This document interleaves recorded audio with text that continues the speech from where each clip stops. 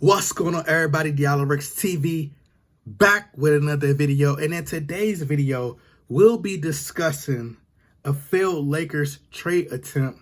This article is per Yahoo Sports with also by NBC Sports as well.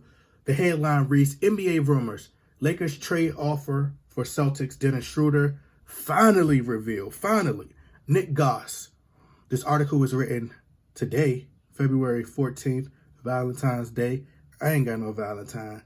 I'm married to the money. Juve head. But anyway, it says, former Celtics guard Dennis Schroder was the subject of many rumors in the weeks leading up to the February 10th NBA trade deadline before ultimately getting dealt from Boston to the Houston Rockets in a multiplayer deal. The Rockets acquired Schroder, center in his freedom, which freedom is just an illusion, first of all. And I'm gonna call you by your real name, okay? You gotta treat, man, you gotta call people. My pops always told me, call people by their real name or their last name or their first name. Call them by their real name, because I ain't gonna tell them what they want to hit. You can't be like that. You can't be fake, man. Tell these people the real. Your name is Etis Cantor, okay? Anyway, and for Bruno Fernando, and sent center Daniel Theus, who played in Boston the first 4 years of his career, to the Celtics. The Rockets weren't the only team interested in Schroder, according to Steve Bulpett of Heavy.com.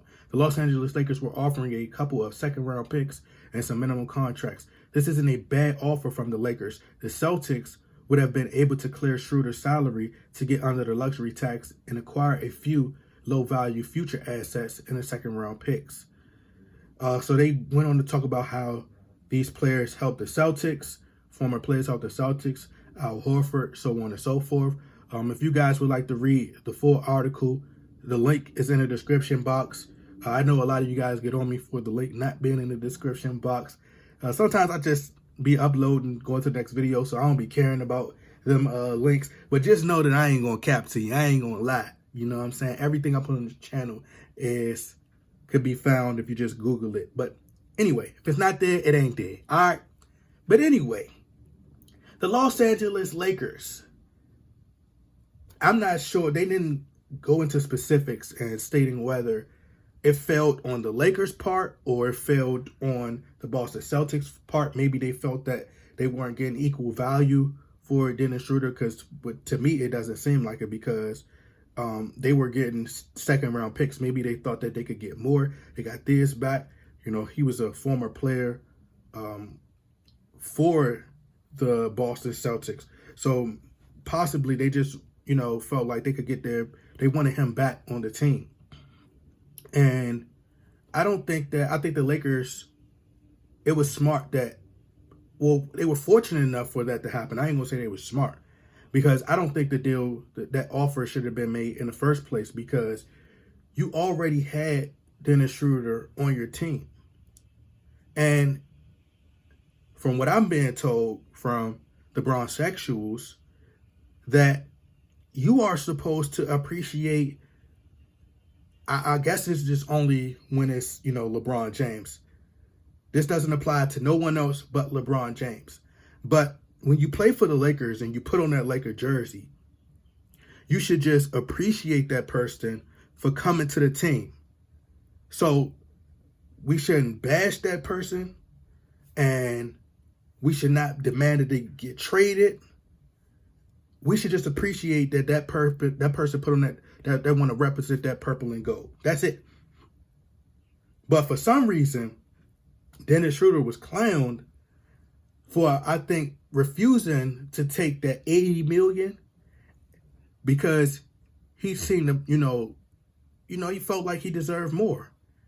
He was looking at himself and saying, I know my worth. I feel like I'm worth more money. He decided to go elsewhere, put on the stellar performance versus the Los Angeles Lakers. You had fans regretting the fact that they traded Dennis Schroder to the Celtics, especially the Celtics. It got to burn deeper than that, losing to the Celtics, being as though we always had that rivalry, even though it's not like it used to be, in the past. However, Now you had Laker fans upset. Like, man, it's like everybody that it's the Lakers are. It's like the fans are always looking for a savior. They don't appreciate the player while they're there. It's the same thing with the young core. Everybody's developing and becoming, stars in their own regard. And the fans are now looking like, man, we're at the bottom of the West. We should have kept them, developed them, or, should have kept them around LeBron James, which they wouldn't have became the stars that they are now. Right? So I think that the Lakers made a smart decision by also saying, all right, well, you know what? We couldn't get him. We'll just try to see if we can acquire him on the buyout market. But ultimately, I don't think the Lakers should, go that route. I think that the Lakers should try to, figure things out and try to make things work with the current roster that they have now. Because the players that's on the Lakers roster, they aren't terrible. It's just they don't play as a team, as a unit. There's no ball movement, communicating on defense. Dennis Schroder is 100% a great asset to a team. He's great at finishing at the rim, small guard, plays with tenacity, quick, can create his own shot. Great at taking players off the dribble, get into the basket, get into the free throw line, plays defense. He's a net pest on defense. He could change the momentum at any second, which is what he did, which I was the only one that went on record and praised and gave Dennis Schroder his credit in the playoffs, in the first round versus the Phoenix Suns. I seen the game. I seen how he changed, he shifted the momentum, and the Lakers were down. I can't remember the exact number that they were down by. I can't remember the exact score, but the Lakers were down. He changed the tide, changed the momentum, and the Lakers were climbing back. They were fighting back. They went on the run. He was diving on the ground. He was diving on the floor for the ball. I seen it with my own eyes. But what people told me is, I don't know basketball. The same thing they constantly tell me. Why is it that people constantly tell me I don't know basketball when I'm the one who be right half the time? Maybe I should just start listening. Maybe this guy has some basketball knowledge. Maybe he knows what he's talking about. I need to listen to him. But you let Dennis Schroder go. Right? And also, when it comes to business, negotiate. If 80 million is too much, offer 85, 95. That's what you do. It's business.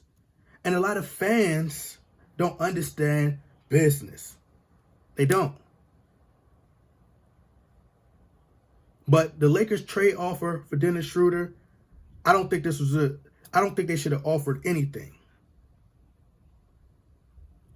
Why would you give up your assets, whether it's the second round picks, the first round picks? Why would you give up your assets for a player that you already had and it didn't work? If you bring him back, it's still not going to work because the same player is there. The LeBron James system, you have Russell Westbrook, who's supposed to be your second primary ball handler.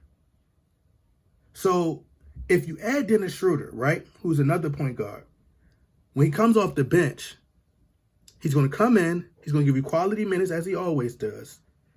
And I still believe that the Lakers will lose. But you put Dennis Schroder in, you put Russell Westbrook on the bench, that's going to take away minutes from Russell Westbrook because he's probably going to play he's going to play well, 100% sure of that. Then Russell Westbrook comes into the game. And then Russell Westbrook, he may go on the run where he might be playing well, but him and Frank Vogel are already at odds. So then Frank Vogel pull him, and then what? Then you bring him in, and more importantly, The Lakers have been signing players on the buyout market, have been signing players to 10-day, 14-day contracts, and it still hasn't worked. So maybe we need to try something else. How about Frank Vogel? See, Frank Vogel can't do his job because he's afraid to. He's afraid to. You gave him a job with his hands tied behind his back. It's like giving somebody something and saying, you can't eat it. Here's a cake. I bought you a cake, but you can't eat it. Or I'm going to eat that cake. I'm going to eat that cake. You know what I'm talking about? So it's like his hands tied, his mouth duct tape. He can't do anything. He has no freedom. Shout out to Ennis Freedom. No pun intended. But he just has no freedom at this point. He has no freedom to do his job. Talking about he could get fired at any moment. It's just too toxic. Too toxic. But it says this isn't a bad offer. But obviously, the Celtics didn't want it. But the Lakers can fix their problems. And this is what I think. And I'm going to end the video. I think what the Lakers should do is they should, coming up this time, I think they should, don't sign nobody. Force LeBron James, the leader, who wants to turn up at the Super Bowl party or celebrate or whatnot. Don't sign no one. Finish this season out, wherever they finish, last place, whatever. Make a trade. I say trade LeBron James. Build around Anthony Davis. Fire Frank Vogel. Start fresh. Start fresh. If you're going to keep Westbrook, keep him. I would keep Austin Reeves, Taylor Horton-Tucker, Malik Monk. These guys give me quality minutes. I can trust them down the stretch. They make the right plays. They make very few mistakes. I need players like that on my team. They hungry. I could use them. They're useful. Everybody else got to go. You're too old, gone. And I build from there. Build from there. And we not tolerating. We got to get back to where we were. We got to get this franchise back to being respected. Because right now, we're the laughing stock of the NBA. The Lakers are becoming the laughing stock. We have Cameron Payne and the Phoenix Suns, who have been trash for years, clowning us.